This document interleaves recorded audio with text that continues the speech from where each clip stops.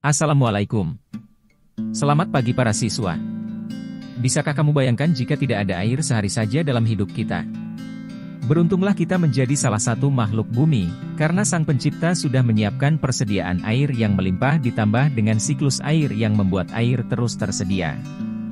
Lalu apa siklus air itu? Bagaimana prosesnya?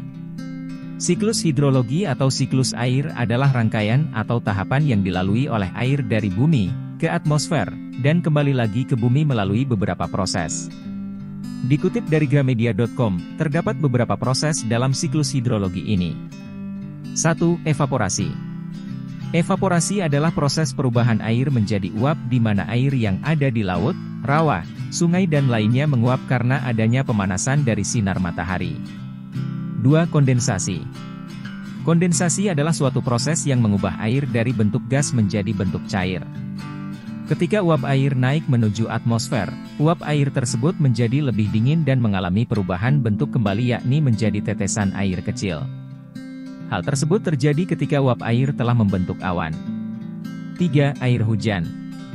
Ketika uap air telah membentuk awan, awan tersebut akan terseret mengikuti arus angin. Jika awan tersebut terisi terlalu banyak air dan udara tidak dapat mendukung beratnya, maka air yang ada di awan tersebut akan jatuh ke bumi dalam bentuk hujan. Namun, tidak semua air di awan tersebut akan jatuh dalam bentuk hujan, sebab bergantung pada suhu udara di wilayah yang bersangkutan. Dapat berupa bentuk cair atau hujan, tetapi dapat juga berupa bentuk padat misalnya salju, hujan salju, atau hujan es. 4. Infiltrasi.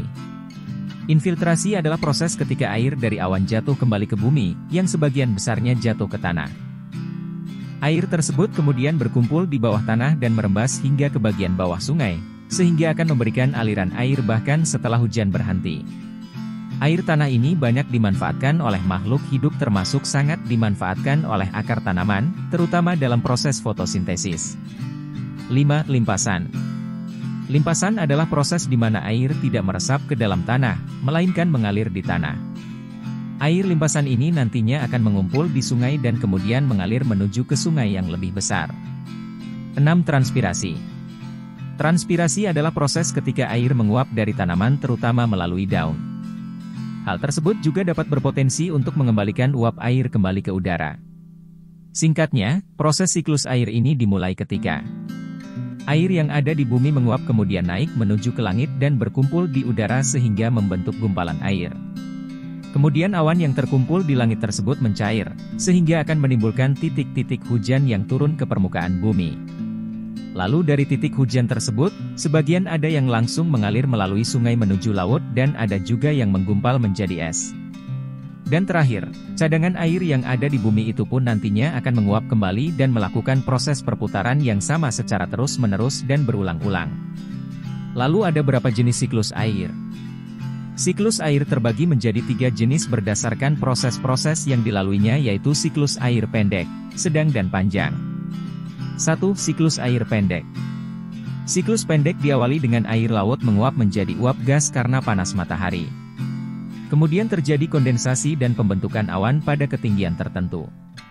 Selanjutnya turun hujan di permukaan laut. 2. Siklus air sedang. Siklus sedang diawali dengan air laut yang menguap menjadi uap gas karena panas matahari. Kemudian terjadi evaporasi atau penguapan. Lalu uap bergerak oleh tiupan angin ke darat. Dilanjutkan pembentukan awan yang menyebabkan turun hujan di permukaan daratan. Terakhir, air mengalir di sungai menuju laut kembali. 3. Siklus air panjang. Siklus panjang diawali dengan air laut menguap menjadi uap gas karena panas matahari. Uap air mengalami sublimasi yaitu perubahan wujud padat menjadi gas, dalam hal ini adalah es yang menguap kembali menjadi uap air. Setelah itu, pembentukan awan yang mengandung kristal es. Lalu awan bergerak oleh tiupan angin ke darat yang mengakibatkan turun salju.